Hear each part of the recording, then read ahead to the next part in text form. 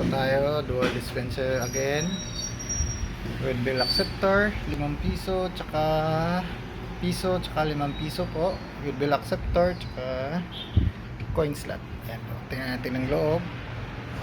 Ayan, ayan po, ayan, may dalawang siya, dalawang hopper.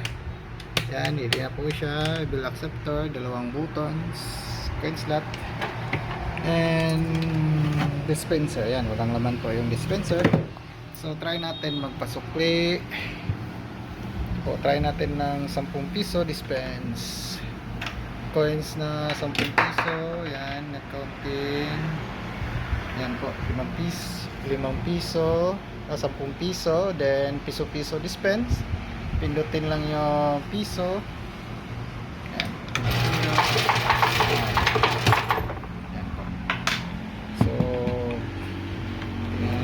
Drawer, ayan po yung drawer nya. Bilangin natin 1, 2, 3, 4, 5. Apo, tama po sa 10 piso.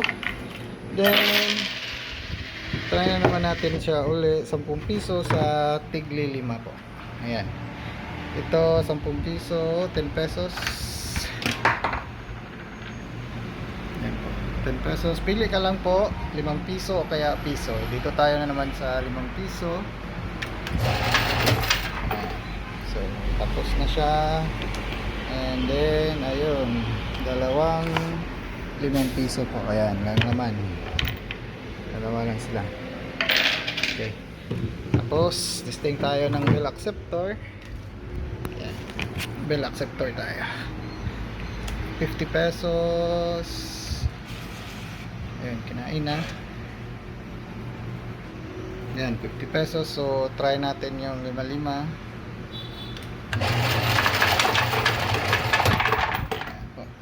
Tapos na.